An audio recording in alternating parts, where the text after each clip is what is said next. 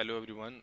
आज हम जो टॉपिक डिस्कस करेंगे वो है टेस्ट डिज़ाइन टेक्निक्स कि आप टेस्ट केसेस जब लिखते हैं उसके लिए क्या टेक्निक्स यूज़ कर सकते हैं। तो डिस्कस करते हैं test design techniques. Test design जो आप करते हैं उसमें टेस्ट डेटा जो है वो बहुत इंपॉर्टेंट होता है। टेस्ट डेटा जो है स्पेसिफिकली जो है वो डिफरेंट सिनेरियोज को, एज केसेस को और यूजर सिनेरियोज को डिज़ाइन करने में हेल्प आउट करता है। और इससे जो है आप किसी भी एप्लीकेशन की जो है बिहेवियर को आइडेंटिफाई कर सकते हैं। तो आज जो हम डिस्कस करेंगे उसमें equivalence, partitioning, boundary value analysis और डिसीजन टेबल टेस्टिंग है। तो let's discuss equivalence class partitioning. Equivalence class partitioning allow you to provide set of test condition into a partition which should be considered the same. इसमें हम ये करते हैं कि different test data के set को जो है डिफरेंट क्लासेस में जो है डिवाइड कर लेते हैं और हर क्लास में जो है एक इनपुट हम डिसाइड करते हैं. This software testing method divides the input domain of a program into classes of data from which test cases should be designed. अब हमने जो डिफरेंट क्लासेस बनाई होती हैं उसमें से इनपुट लेते हैं, एक एक इनपुट लेते हैं और उसकी मदद से आप जो है डिफरेंट टेस्ट केस ड्राइव कर सकते हैं. The concept behind this technique is that the test case of a representative value of each class is equal to a set of any other value of the same class. क्योंकि आप हर class से एक input ले रहे हैं तो वो input जो है उस पर्टिकुलर क्लास का रिप्रेजेंटेटिव होता है. It allows you to identify valid as well as invalid equivalence classes. ये जो है एक बहुत अहम पॉइंट है कि इसके अंदर आप वैलिड इनपुट और इनवैलिड इनपुट भी जो है डिसाइड कर सकते हैं. तो ये कैसे करते हैं उसे हम देखते हैं. यहाँ पे जो है एक एग्जांपल हम कोट कर रहे हैं कि इनपुट जो वैल्यूज़ हैं आपके पास, जो वैलिड इनपुट वैल्यूज़ हैं वो 1 से 10 और 20 से 30 के दरमियान है. तो यहाँ पे हम जो है 5 इक्विवेलेंस क्लासेस ले रहे हैं. आप देखें 1 और 10 जो है वैलिड इनपुट हैं, तो इनवैलिड इनपुट क्या होगा, 1 से पहले जो है -1 और 0, ये दो एक हमने ये क्लास बना ली इनवैलिड इनपुट की. इसी तरह हमारे पास 1 से लेके 10 तक जो है वैलिड इनपुट है, तो इसकी हमने एक क्लास बना ली. 11 से 19 तक इनवैलिड इनपुट्स की हमने एक क्लास बना ली. 20 से 30 तक एक वैलिड इनपुट की क्लास बना ली और 31 ऑनवर्ड्स जो है हमारे पास इनवैलिड. इस तरह हमारे पास 5 क्लासेस आ गई और इन 5 क्लासेस में से हम जो है एक एक इनवैलिड इनपुट ले लेंगे. जैसे इनवैलिड इनपुट लेस देन और इक्वल टू 0 में से हमने एक इनवैलिड इनपुट ले लिया -2. वैलिड इनपुट 1 से लेकर 10 तक के दरमियान में जो है हमने एक इनपुट ले लिया 3. इनवैलिड इनपुट 11 से 90 के दरमियान में से जो है हमने एक इनवैलिड इनपुट ले लिया 15. वैलिड इनपुट 20 से 30 के दरमियान में से हमने 25 एक वैलिड इनपुट ले लिया और इनवैलिड इनपुट >30 में से हमने एक 45 इनवैलिड इनपुट ले लिया. तो इस तरह हमने हर क्लास में से जो है एक एक इनपुट जो है डिसाइड कर लिया. ठीक है. अच्छा, चलते हैं अब बाउंड्री वैल्यू एनालिसिस की तरफ. Boundary value analysis is based on testing at the boundaries between partitions. अच्छा, हमने जो है क्या इस टेक्निक में जो है क्या करते हैं कि बाउंड्रीज को जो है बाउंड्रीज पे जो वैल्यूज होती हैं उनको डिटरमिन करते हैं. It includes maximum, minimum, inside और outside boundaries, typical values and error values.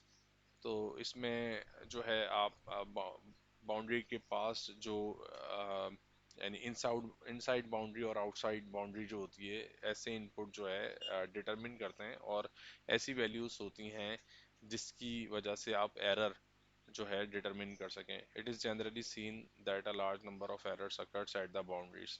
आमतौर पे जो एरर आते हैं वो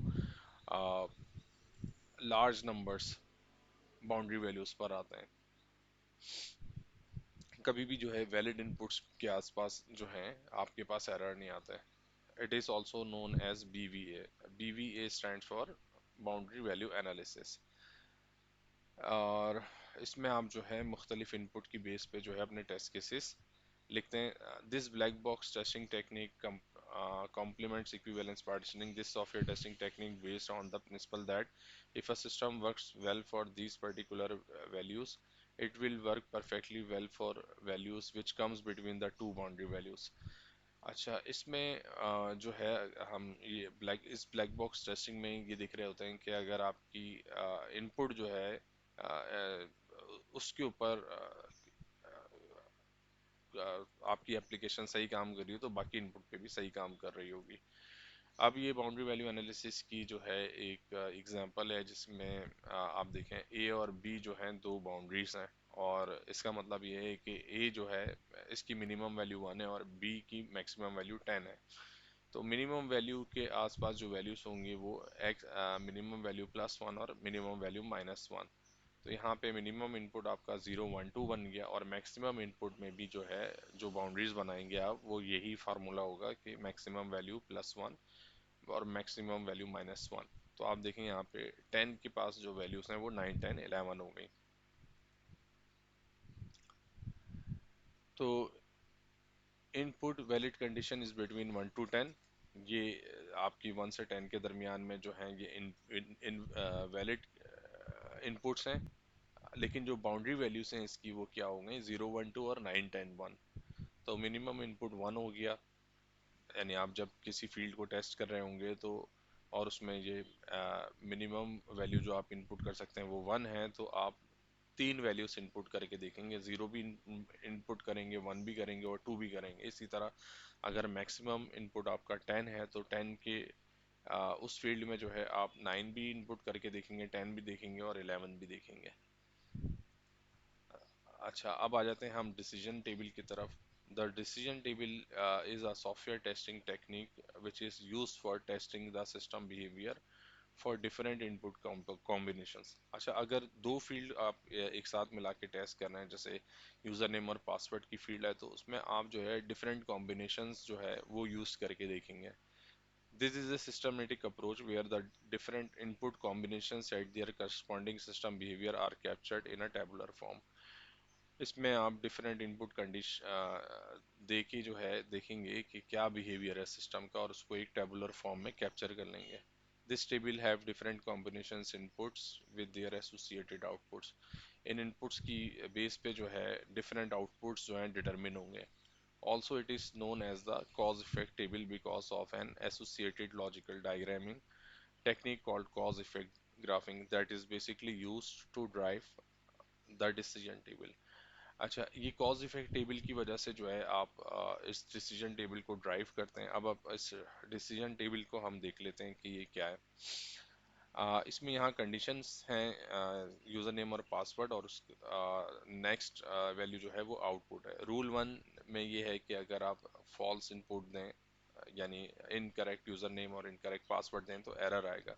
रूल 2 में क्या है कि अगर आप करेक्ट यूज़र नेम दें लेकिन इनकरेक्ट पासवर्ड दें तो भी एरर आएगा। रूल 3 ये कहता है कि अगर आप इनकरेक्ट यूज़र नेम दें और करेक्ट पासवर्ड दें तो एरर आएगा। और रूल 4 ये है कि अगर आप करेक्ट यूज़र नेम और करेक्ट पासवर्ड दें तो होम पेज आ जाएगा। तो ये जो यहाँ पे शॉर्ट फॉर्म यूज़ हुई है इसको देख लेते हैं कि ये क्या है। तो T for correct user name password, F stands for wrong user name password, E stands for error message is displayed, and H stands for home screen is displayed.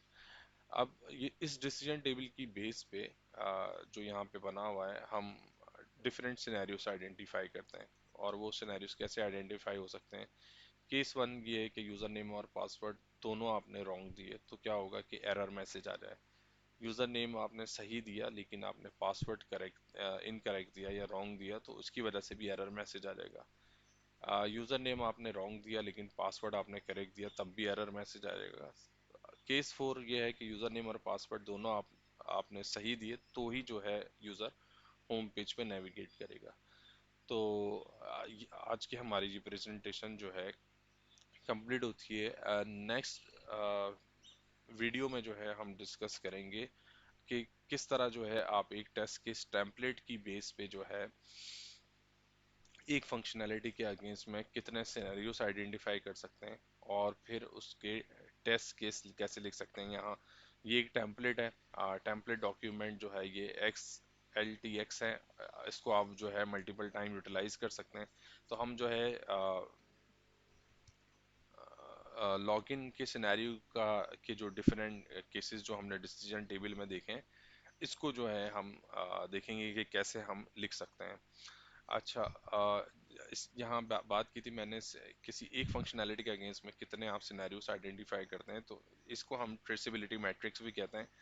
और इसमें आप देख सकते हैं कि एक फंक्शनैलिटी के अगेंस्ट में जो है ये इतने सारे सिनेरियोस आपने आइडेंटिफाई किए हैं टेस्टिंग के लिए। तो इससे ये पता चलता है कि एक फंक्शनैलिटी के अगेंस्ट में आपने क्या क्या चीज़ें टेस्ट की हैं।